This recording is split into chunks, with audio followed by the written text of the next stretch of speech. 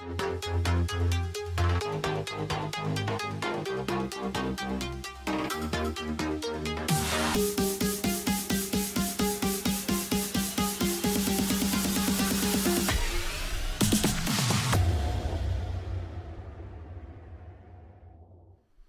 everybody and welcome to Learn Livestreaming Live. My name's John Lacey. Today on the show we're going to be talking all about doing a bit of spring cleaning when it comes to our live streams and content creation processes, and really reassessing, reevaluating, considering some of the things that we might like to change or improve or let go of entirely. And we're also going to be looking at some updates to some popular software and hardware that has been released of late. So that's coming up on today's show. We are going out live to all the various places, so if you are watching live, let me know in the chat where you're watching from. It'd be great to have your company today. So I guess, first of all, it's obviously not spring in Australia right now, which Saeed pointed out over on LinkedIn. I believe it is actually spring in America, but that's not really the point. The idea here is that it's a really good idea to periodically reflect and reassess what's working and maybe what's not working so well, and maybe just thinking about how you do things and how you want to switch it up a little bit. So I think it's really important that we take time to really look after ourselves as content creators, because it can be a fairly lonely activity. It can require a lot of work, and sometimes some weeks you just don't get any feedback. Sometimes you'll make something that you're so incredibly proud of and it just doesn't get any views at all. And I must admit, and I don't want this to really turn into a therapy session, but I've been someone who's been deeply invested in LinkedIn for a couple of years now, and I'm just getting no joy from LinkedIn as a platform at all. And it's genuinely kind of making me depressed to even go over there and be there. It's not sparking joy, and I kind of need to reassess if that's a place I want to continue to hang out or not, because it really could go either way. And I think that's what we want to talk about today, is what are the things that are working well for you as an individual or as someone within a team or an organization in terms of the content creation. What are you getting results from? What do you actually like producing? And what do you want to explore in the future? Those are some of the things that I think it's really worthwhile to take a step back and just think about, to make sure that these things are actually happening and working. And I'm just going to do something in the background because I just want to make sure that we are definitely live. It looks like we are live. Yep. Okay, cool. Just surprised. Normally we have a few more comments in the chat, but hopefully that's working all correctly. So if you are out there lurking, please say hi. I'd love to hear from you today. So I guess, depending on who you are and what you do and what your goals are as a content creator, this could all look very, very different for different people. And I think for me personally, as someone who does have a full-time job and is really working on this stuff on the weekends and in the afternoons and at night, I have to be really, really careful about how I use my energy and where I put my focus. And it's difficult because you really need to do something for a long time before it'll have any kind of traction.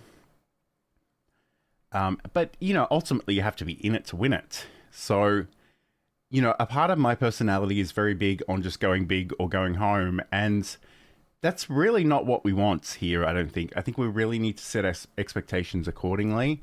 I think we have to be a little bit careful about spending too much time digging into the stats, because that stuff can be kind of depressing at times, if I'm being honest.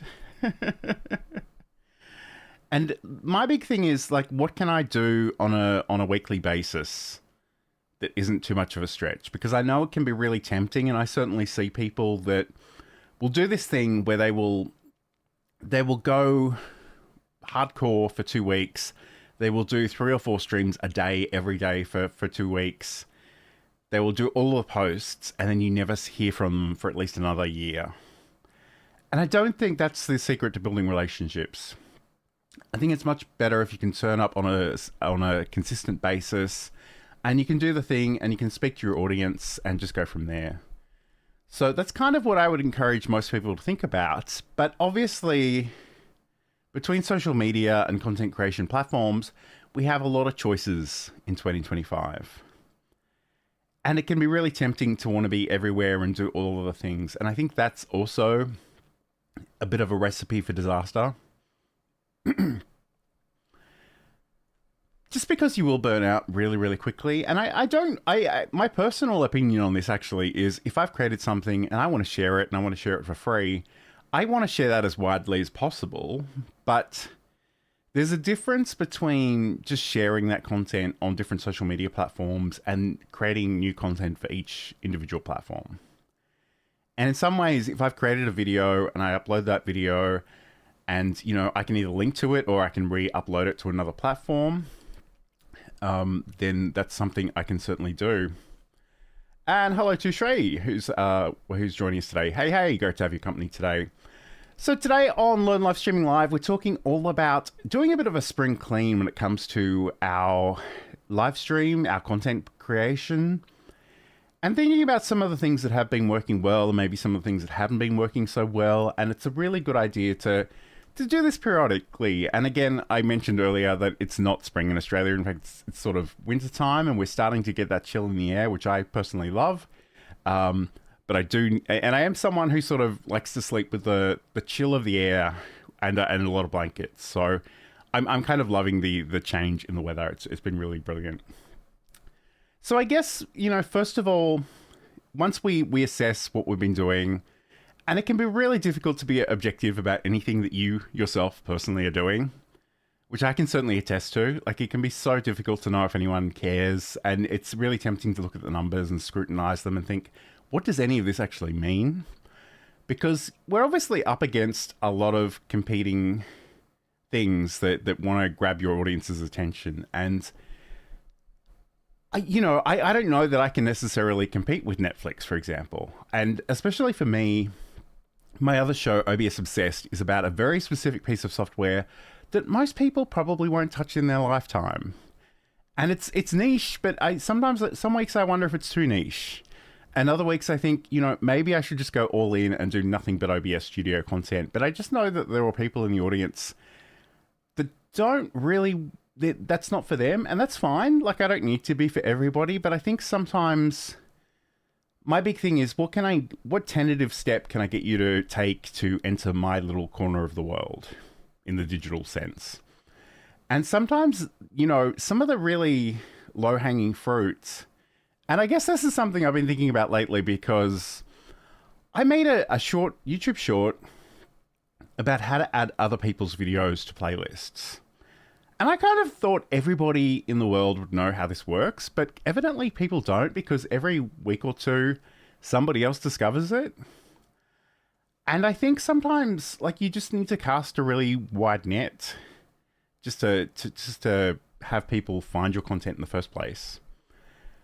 So, I don't know, I feel like I might be rambling a little bit, but I just wanted to put that out there. So, I'm really curious, if you are making content, if you are doing live streams or video content or podcasts, what do you think is working well? What do you think could use a bit of a shake-up?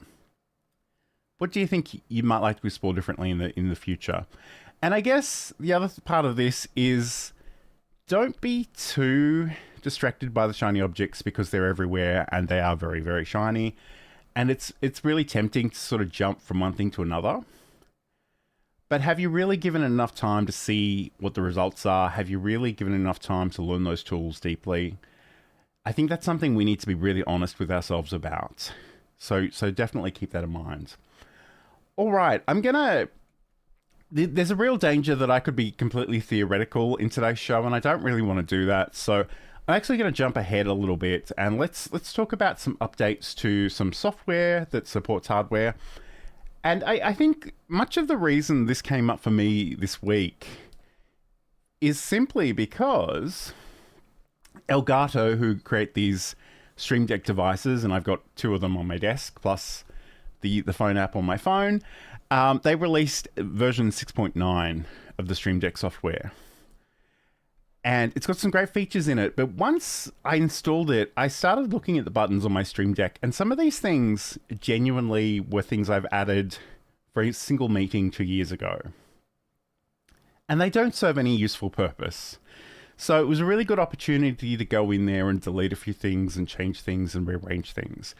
And I think sometimes, especially if you're like me, if you're a fairly habitual person, you can really get stuck in a rut very, very easily. So it's often a good idea to revisit these things. And if you've already invested in some hardware and there are updates, it's worthwhile checking those out and sort of just making sure that you know what's up, because you may not need all of these features, but it can be really useful to know that they exist. So let's just briefly look at the Elgato Stream Deck 6.9 release notes. There's a lovely graphic here which sort of summarizes this beautifully. In fact, I might even see if I can just zoom in a little bit more, although it'll be behind my head if I do that. So first of all, one of the new features of the software is there's a new type of command to open applications on your computer. In fact, why don't I open up the Stream Deck software and give you a sense of this? All right. And this, by the way, is literally the series of buttons that I use for this particular show. But I'm going to go to my Stream Deck Mini, which only has 6 buttons. All of these commands relate to Meld Studio, which we were looking at previously. But let's go and check this out. So over here, and I must have been playing with this earlier because you can see I've already searched open at the top of my screen. But if I drag one of these open, and this was the old version, open.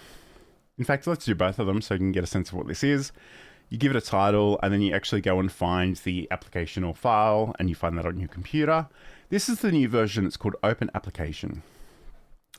So again, you can give this a title. I don't know, Notepad, for example. We can adjust how these buttons look, and I tend to go center, and I make the text at least 13 if I can. Although in this case, I'd probably go Note, Shift Enter, Pad to have those on 2 separate lines. And I like to actually go in and just give this a background color. This is actually the Stream Deck icon library. And these are things that you can download and install. I just love these solid colors because you can create your own little icons for these things, but I just like color and text. That works for me. And then from the app options, we can actually select which app we want. So it could be anything installed on our computer. Sometimes you will still need to actually go and search for this the old-fashioned way, which is kind of annoying. But say if we go down to Notepad, I'm assuming it'll be in the list. I haven't really checked. Okay, it's not in the, there it is. It is in the list. So now we've got the Notepad there. Interestingly, it actually overridden that text, which I don't love. So I'm just going to do that again. And there's also a long press option too. So when you long press, you can say do nothing, quit the application, or force quit the application. So now if I press this button on my Stream Deck Mini, it should open up the text editor. And it's done that on another screen, so I'll just bring that over here. I want to type, but if I press it again and hold it for a long press, you'll see that it actually closes. So that in itself is really, really cool. One of the other things that I really liked, and I think it's probably under system options as well, if I can find it. I've got a number of different plugins here, so there's quite a few options. But if we, in fact, what I might even do is just go website. I'll drag this onto a free spot on here. And this is pretty standard. This will literally open a website, so it could be anything you wanted. I could do something like youtube.com/learn livestreaming to send people to my YouTube channel. And you'll see as I was typing that, it's figured out that URL and it's put the little fave icon there. But the great thing, the new thing about this is we can choose which browser we actually want to open this up with. And I spoke to some people during the week who aren't particularly excited about this feature, but I personally love this because I use different web browsers for different parts of my life, for my day job, for my content creation. So the fact that I can explicitly tell it to open this up in Google Chrome, for example, is super, super useful. All right, let's go back to this magical page. Those are a couple of different things. The clipboard paste mode is interesting too, because if we go to, and it's literally just the text option. So one of the things that you can do that doesn't necessarily have to relate to live streaming, and I think that's a mistake a lot of people make, is that these devices are explicitly for or exclusively for live streaming. Is you can actually use these for text as well. So I could say thanks, give this title thanks, and say hi there. Thanks for getting in touch. To learn more about OBS Studio, check out my YouTube channel. And this text could be literally anything. You could link to different resources. They could be email signatures, for example.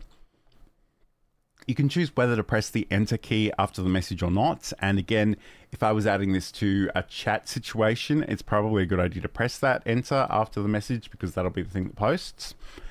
But we do have these two different modes, and one of them is paste from clipboard, which is, just produces the blob of text, but the other one is simulate typing. And with the simulating typing one, it'll literally go H, I, space, etc.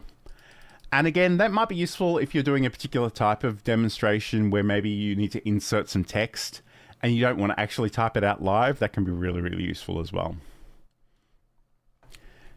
There are also improved profile sharing options. I haven't really had a chance to play with those yet, but it's good to know that they're there. And there are some Mac specific things, and I'm not really a Mac user, but apparently it will now appear in the dock of your operating system. So you can get into that more quickly. There are some minimum requirements. So again, just double check that, because if you have an older device, you may not be able to use this in that same way. And I guess the thing that Elgato in particular are referencing here is that Microsoft is ending support for Windows 10 later this year, and they think it should work, but they can't really support it. So just keep that in mind as well. All right, so this is Learn Live Streaming Live. Today we're sort of taking stock of some of the things that might be working well for us and some of the things that may be not working so well for us, and just exploring some updates generally. So if you have invested in any kind of hardware or software, it's often a good idea to keep up to date with the changes that have come along, because they might be quite useful for you as a content creator.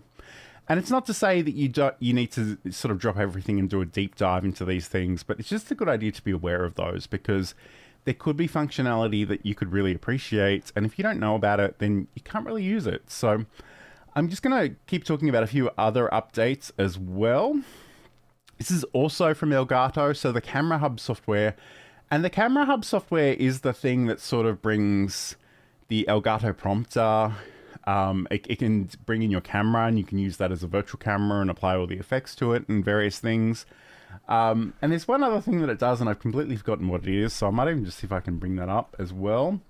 I'm hoping it's not going to try and steal my web camera, which is being used by OBS right now, but I guess we'll find out in a second.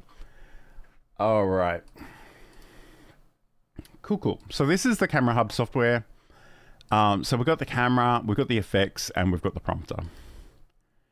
So I don't really use this very often, except in the sense that I use the prompter, and sometimes I will want to actually add a few things in here. But let's just look at the release notes for this. So this is the 2.0 release notes. So they've introduced lookup tables, so LUTs. So if there's and the thing about LUTs, I don't really use them. I sort of just go with the colors that my camera produces.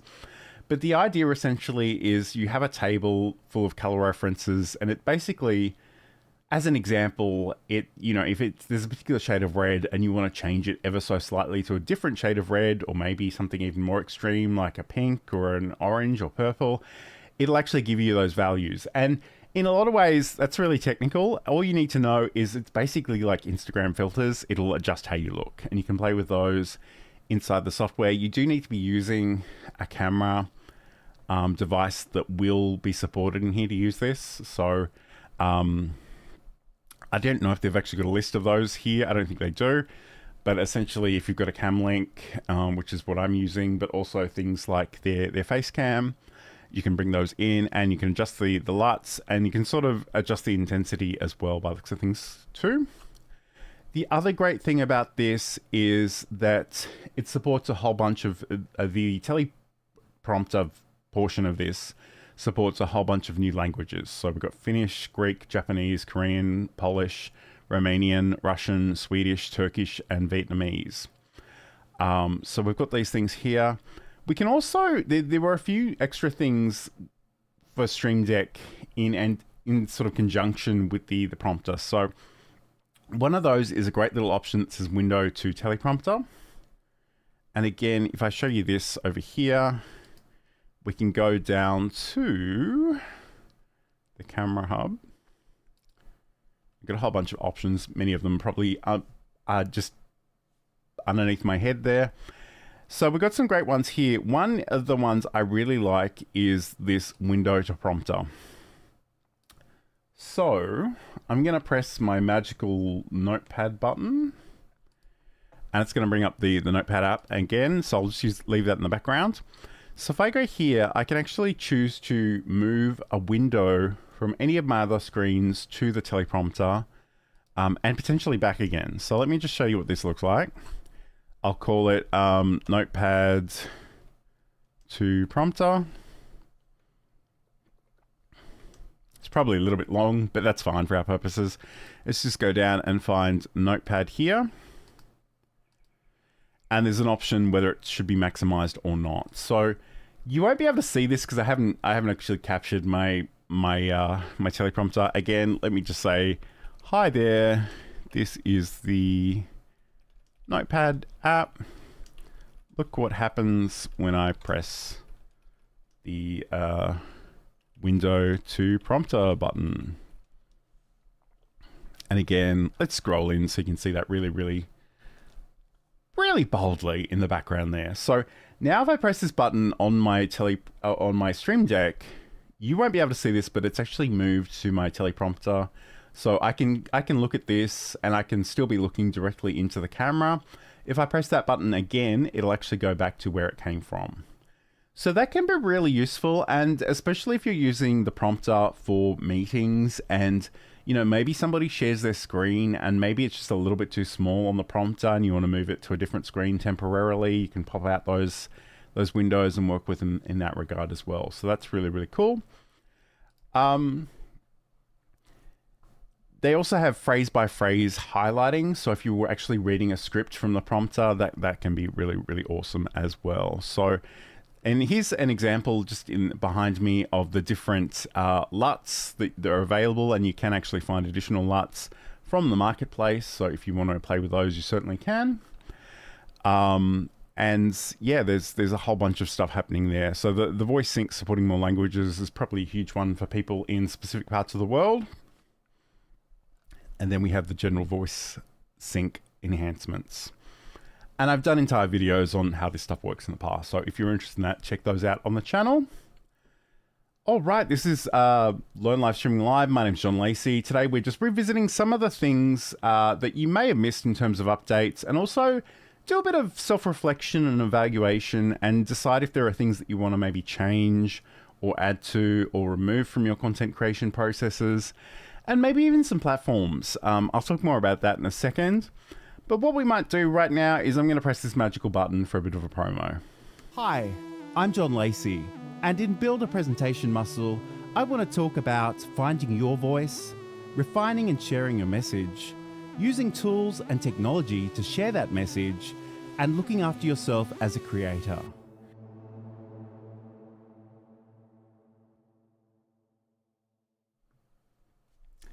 And that's a promo for my podcast, Build a Presentation Muscle, which you can learn more about over at johnlacey.com. So this is Learn Livestreaming Live. I just want to talk a little bit more about some updates to software and hardware that you might not be aware of. And again, obviously I can't cover everything that you're using, so it's a good idea to maybe take stock of all the things that you're using and revisit those periodically. The one other thing I did want to mention is that Rode have actually done some updates to their software. So Rode Central, which is the Rode companion app, has had a bit of a makeover. I don't know that it really works terribly differently to how it was previously, but if we look at there are some release notes. We might have a look at those in a second. But here, the key features: easily configure device settings with revitalized interface on desktop or mobile, unlocked advanced features and controls, effortlessly update the firmware. That's always useful. and enjoy a consistent streamlined experience across both desktop and mobile. So I'm not really sure that there were very many exciting things in that one, but like it's just worthwhile noting. And it does relate to a whole bunch of different devices. Out of this list, I was looking at it earlier. I have the pod mic USB. I have the video mic NTG. And maybe the wireless micro. Yeah, I do have that. Yep. Yeah. So if you got that, update it. The other thing too is that the Rodecaster app now exists. This is a new thing. And it's really for the second generation of Rodecasters. I have the first generation, so it's not of much use to me.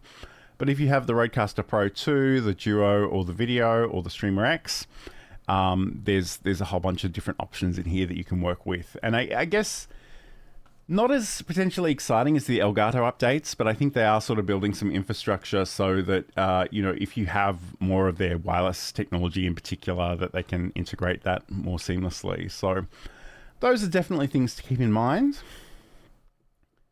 So I am curious, if you've had an opportunity to reflect on your own content creation processes and results lately, how do you think that's going? Are there things that you would like to change? Let me know in the chat if you are watching live. And you can let me know in the comments if you watch the replay later on. So I always feel a little bit vulnerable doing this kind of thing, but I'm going to just do it anyway because I think it's important to reflect. And let's have a look at my YouTube channel because it's the thing that I've been working on the most. And I'm going to zoom in quite a lot so you can see this a little bit better. At the moment, youtube.com/@learn-livestreaming, 740 subscribers, which is cool. It's going up all the time. And I really appreciate it if you have hit that subscribe button. I mean, if you haven't, maybe I should press this button. Don't forget to like and subscribe. And sort of 305 videos. In reality, there's probably a few more videos in the background that are just unlisted and different things. But, it's an interesting correlation here. And I don't know that it necessarily is a correlation because if I look at my stats, the thing that is obvious to me is there are 3 or 4 videos that have really taken off. And that they're responsible for the bulk of my views, my watch time, and some of them sort of translate into subscribers, not all of them. And unfortunately, that momentum has slowed down a little bit. And the big thing for me is I don't really make a lot of video on demand content. I'm mostly here doing the live streams on a weekly basis. And I kind of wonder if that is perhaps insufficient to build the kind of momentum that I'm hoping to achieve. Hello to Saeed, by the way, who's just joined us in the chat. Great to have your company today. So I mean, I've got this, and I guess part of the reason I kind of wanted to do this show this week is because I would love to hear from anybody who may be watching as to what they would like to see in the future, because I have these moments where I think maybe I should stop doing the general content and just focus exclusively on OBS Studio. And then other times I doubt myself on that front. So I feel like niching is important, but there have been times where I've seen examples of people who have niched so hard that, they're talking to 4 people worldwide. And I think that can be its own kind of problem. Hello to Full Blast. Great to have your company today. And maybe we should talk about Saeed too, now that he's actually in the chat. So Saeed writes, I know I'm not doing enough on YouTube, but every time I share something new, I see the needle move. It's a good reminder to stay consistent. And I don't know that I'm necessarily representing this correctly, and I might even look it up in the background while we're doing this, but like Saeed uploaded, I want to say like 15 hours of content recently. Correct me if I'm wrong, and I probably am wrong. It's just me trying to remember things. But he has this fit facilitation playlist. And I don't think it's going to tell me how long that content is, but I think most of them are... So there are 10 videos, and they're all at least an hour long. In fact, they're closer to 1.5 hours long. So you do the math. And I'm not going to attempt to do the math on a live stream. But this is a really good example, and I this is obviously something that Saeed has teamed up with other facilitators in his space, and they've come together and done these Zoom calls and presentations. And I think the thing that he explained to me earlier in the week was that he needed to make them available for people to watch the replays of, because my instinct was to say, hey, maybe just spread that out a little bit, but he sort of needed to upload them as soon as possible so people could have access to those. So yeah, absolutely. All right, so and Saeed's saying 10 90-minute videos, uploaded them all at once. Yes. And like that's fine, that's good. I mean, I'm always a little bit jealous of Saeed because he's just really popular in a way that I never am. And like so, and if you want to check that out, by the way, let me find the Mix It Up app and I'll throw this in the chat. All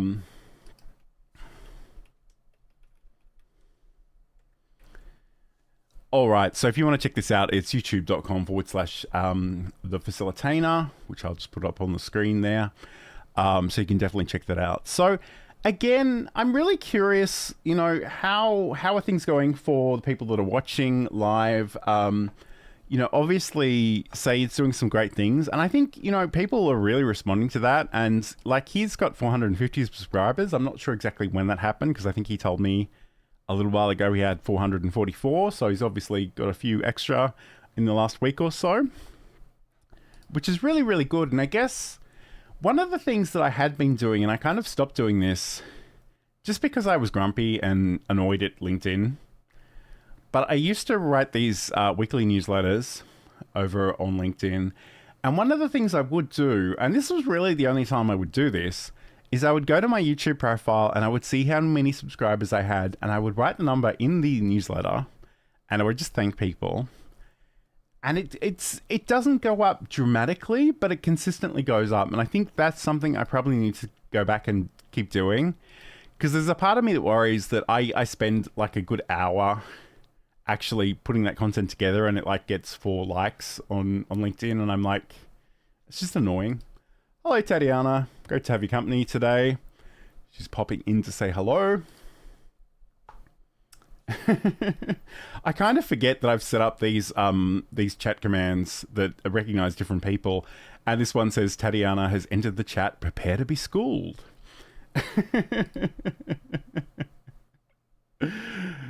Oh, dear. All right, so I am really curious, like, what do you think is working well for you at the moment if you are a content creator? What would you like to let go of completely? What would you like to maybe explore in the future? I know a lot of people are excited about different tools, and I think that can be really useful to explore different things, but I think sometimes the shiny object syndrome of it all can be a bit of a problem. So Said writes, yeah, reminding people you have a channel and some content helps a lot. Yeah, absolutely. And it's funny because I think as content creators, we can often be really self-conscious. We can feel like we've said something like 2 years ago and like everyone's heard and seen it. And the reality is the social media platforms are so diabolical that probably no one has seen a lot of that stuff. So by all means, keep putting that out there. And Tatiana writes, John, you're not the only one that gets inspired by Saeed. And she does go on to say she will school you and potentially me. So that's great. And check out Tatiana as well. I think the channel name is Tatiana Teaches. Let me just see if I can bring this up in the background. If I can spell and type in real time. Evidently, I could not spell and type in the real time. Okay. I'm just going to search for you on YouTube because I tried to go there directly, but evidently I'm not that clever.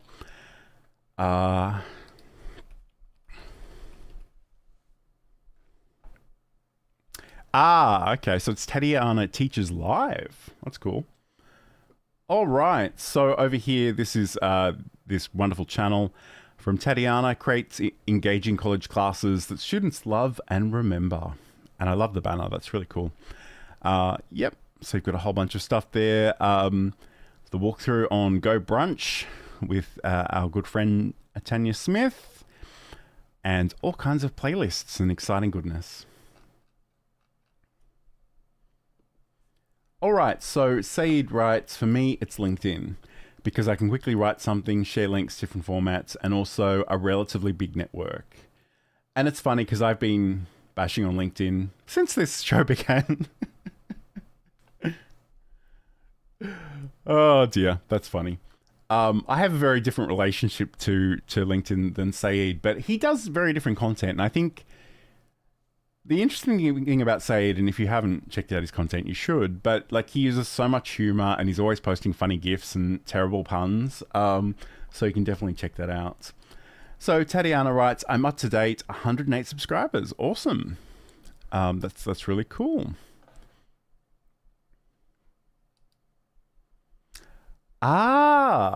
So Saeed says congratulations on the first 100 subscribers after the channel restart. So it sounds like there has been a bit of a change of direction here, and I guess that's the thing that confused me about the YouTube handle. So it sounds like there have been big changes afoot on Tatiana's channel. I guess the other thing, since we are talking about YouTube, how do we feel about YouTube Shorts? Because sometimes I think they can be a good way of garnering attention, especially from new viewers. But other times I don't enjoy it because I'm kind of a person that wants to go deep into a topic, and I can't really do that in 59 seconds to, 2 minutes and 59 seconds. And I know that there are different ways of doing it. We've certainly covered those on different shows on my YouTube channel in the past.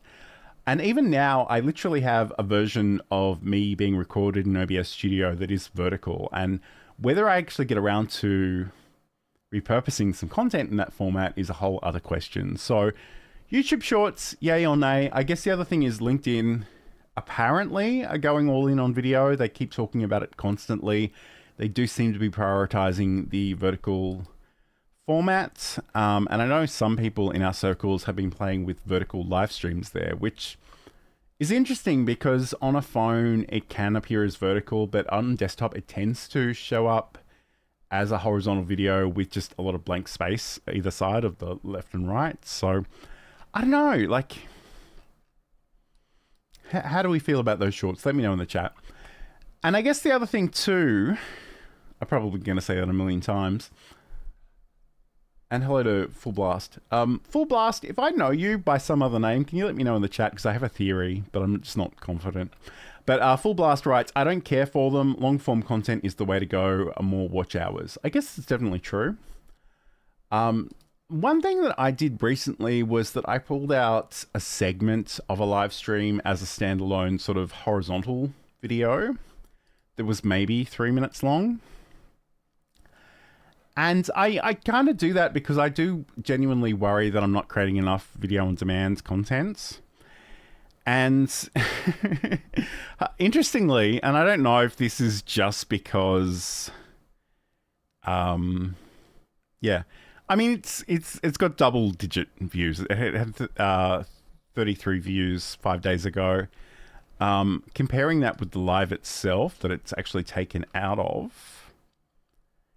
And I'm not really sure. I guess it was this one here. So 43 views. Yeah. I don't know. My views are kind of not great.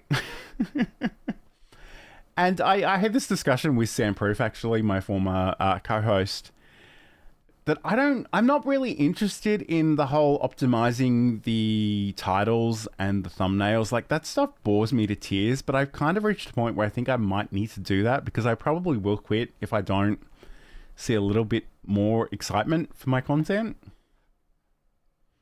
I don't know. It's a weird existential place that I'm currently in. So Saeed writes, YouTube Shorts are like a lottery, often pure luck to find something valuable. In my humble opinion, 98% is weird stuff and reaction videos and stuff. And I don't know, like, I guess I've admitted to this in the past, so it's no big secret, but I don't watch YouTube Shorts except in the sense that some of the people I subscribe to, their YouTube Shorts will appear on the YouTube homepage, but I don't scroll via the Shorts experience. And I say that as someone who is who uses TikTok constantly. I love TikTok. I don't want it to go away. Unfortunately, I'm not American, so it probably won't.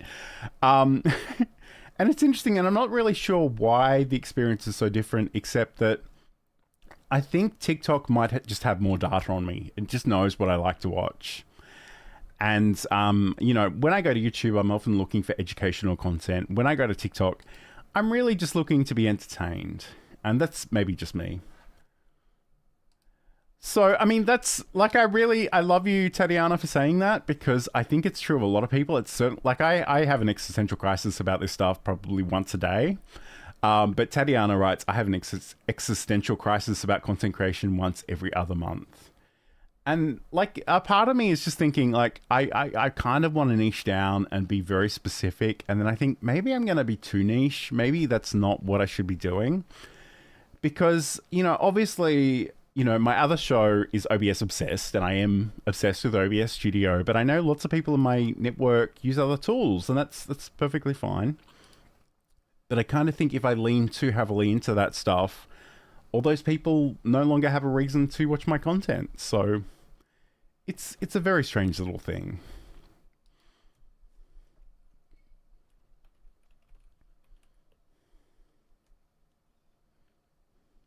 Okay.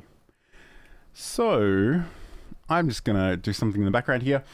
Full Blast writes, also, I feel long form is better for monetization and evergreen.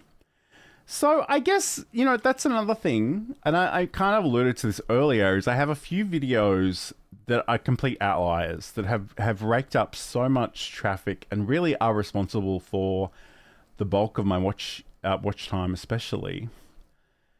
And the interesting thing about those, I'm pretty sure it took YouTube a solid 6 to 12 months for it to work out who should be looking at this content. And the reason I point that out is because I don't think we can overstate how important evergreen content is. Because the truth is, a lot of this stuff takes time, energy. Sometimes we have to really psych ourselves up to actually do these things. And if it's something that's attached to a news cycle and it's going to be done in, you know, 12 to 24 hours, and especially if we're not going down that YouTube Shorts path, it can really be a waste of time and energy. And I know lots of people do try to chase trends and they do the quote unquote newsjacking. And I think that can potentially be a good way of bringing people in. But if you really want them to stay, you need to give them something that will work today and next year and probably 2 or 3 years into the future. So Tatiana explains that she niched down. So I'd love to hear more about the specific ways that you're niching down, because I think that would be really, really interesting. Said writes, most of my YouTube videos are not created on purpose, mostly excerpts from event recordings. And I think the repurposing part is good. But even the stuff that I've done in the last couple of months, they literally are segments out of my live streams.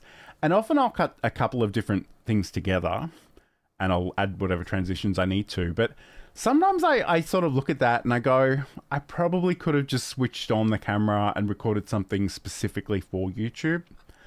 And it might have been better. I don't know. Like, that's something I could obsess about forever. So that's something to keep in mind as well. Said writes, as a viewer, 5 to 10 minute videos are my sweet spot. I'll only watch longer ones if I'm fully invested in the topic or really trust the creator. Okay, that's good to know. A part of me often just likes to have something to listen to in the background while I'm working. So sometimes, you know, there are certain things that I have to actually look at. And I'm somebody who watches a lot of foreign language content. And I don't speak any other languages other than English. So I really rely on those captions. And I can't multitask while I'm doing that. But if I am working and, you know, somebody is speaking in English and I don't necessarily need to see all the steps that they're doing on the screen, that can be really, really cool as well. And Tatiana writes that she likes her most recent shorts, but who knows how it will perform. You've got me intrigued now. Let's check out that. So the latest short, surprising my students with the epic Ozbot. Ooh. Camera giveaway. Okay. I had to sort of hover over that title to see it in full, but yes. Okay, that's cool. So it sounds like, Tatiana, you might be developing some strategic partnerships with different companies. I'm getting that impression looking at some of your recent content, which is cool.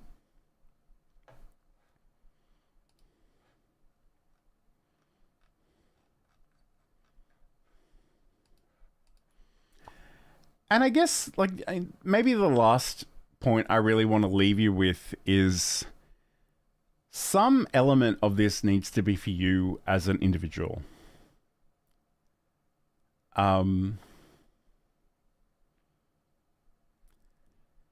Because you have to enjoy it. And I hear people say that all the time, and a part of me rolls my eyes because, like, all of life is sort of challenging and hard and requires energy and effort.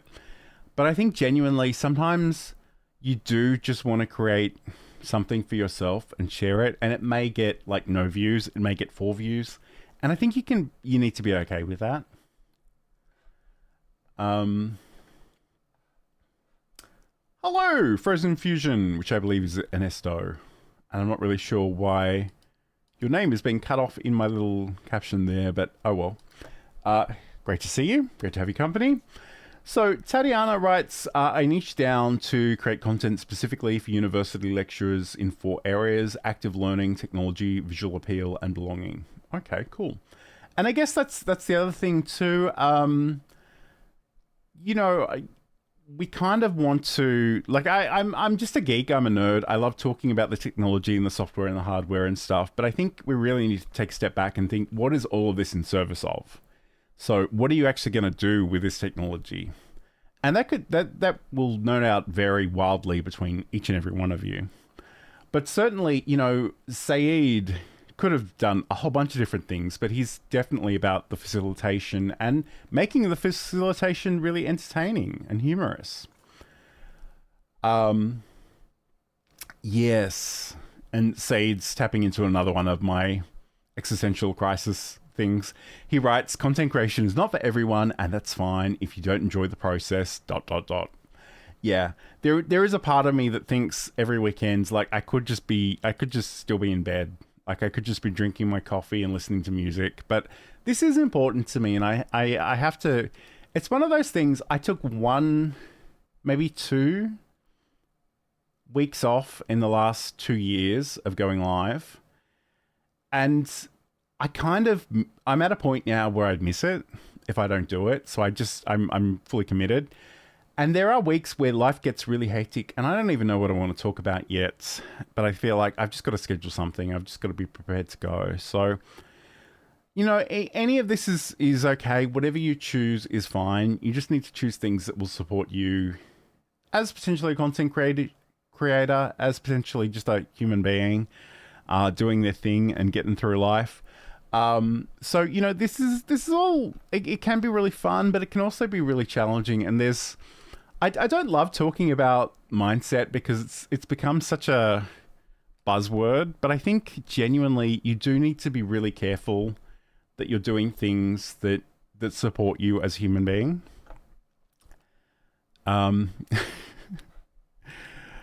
Oh dear.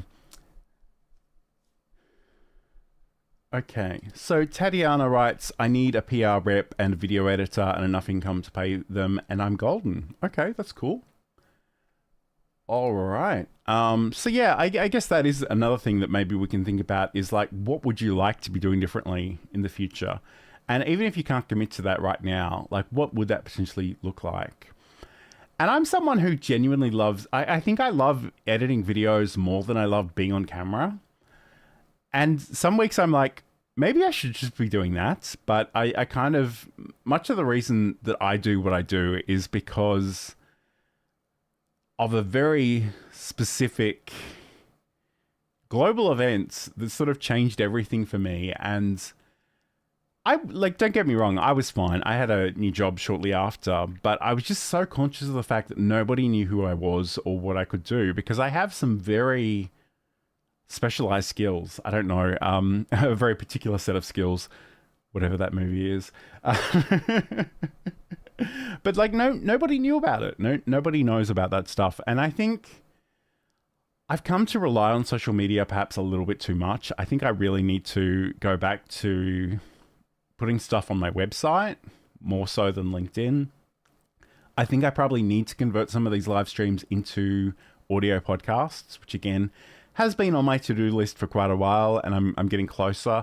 But I think I need to be less of a perfectionist, and I just need to put it out there. And like, I'm not for everybody. It's not going to be perfect because I'm not perfect, and I'm okay with that. And if you're not okay with that, then maybe this just isn't for you. And I think that that's fine.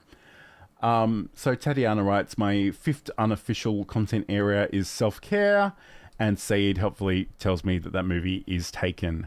And I have no idea what's going on with the old captions. I must have done something a little bit differently, but I don't really know what it is.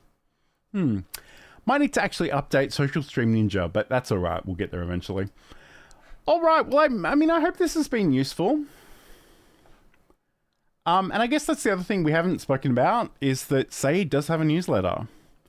And he writes also, blogging is on my list for a long time now, just to put some content on my website. And yeah, I think that's good. I know lots of people reach the AI tools for that sort of thing. I'm not really sure that that's what I recommend, but you do you. And Tatiana says, time to have dinner for me, guys. Great to check in. Progress and presence, John, not perfection. Great. Thanks so much for joining us, Tatiana. Have a great day, night, whatever the time is doing in your part of the world. Oh, I mean, you're having dinner, so I'm assuming it is night. All right. So, you know, I guess what I wanted to do for myself, and maybe what I want to encourage you to do too, is just take that step back. Think about what is working, what is not working so well, what you might need to actually give a little bit more time for, and what you might want to recommit to. So I think, like, as much as I don't love LinkedIn at the moment, I think I am going to go back and start rewriting those newsletter articles again, just because it's a good way for me to clarify the things that I want to talk about. And also, frankly, just checking into my own YouTube channel to see how the subscribers are going is good for my sort of well-being. And Full Blast says you should definitely do a podcast. Yeah, I mean, I do have a podcast already, although it's a little bit neglected. But I kind of want to repurpose a lot of the live streaming content over there as well. I think it's because I'm someone who actually listens to podcasts day in, day out. So I can't always do that for YouTube videos, for live streams, but I can multitask in a big way with audio. And a part of me was worried that it might not be good enough, but I think I just need to do it and just see what happens. I have podcast hosting over at Captivate FM that lets me create as many shows as I want. So I should definitely do that. Yes, thank you for that encouragement. All right, so, you know, think about this. Are there things that you want to revisit? Are there software that you need to update, or maybe read up on those release notes about? Definitely check that out. Again, if you do want to check out my newsletters, which hopefully will be returning shortly, Learn live streaming newsletter. I'm just going to throw this into the chat. You can go to johnlacey.com/news. And you can check out that. That is currently hosted on LinkedIn. I don't know, maybe I will move that to my own website at some point. I'm not really sure. I'm still thinking about that. But again, you can check that out over there. Don't forget to like and subscribe, because I'd really appreciate it if you could come back and hang out with me again. Next week, I am sort of alternating between my live stream shows in 2025. So next week we'll be doing OBS Obsessed, the show about OBS Studio. I don't have a specific topic in mind, so if there is something you want to know about, if there's a plugin that you think I should explore, let me know in the chat and the comments, and I'd love to hear your feedback about that.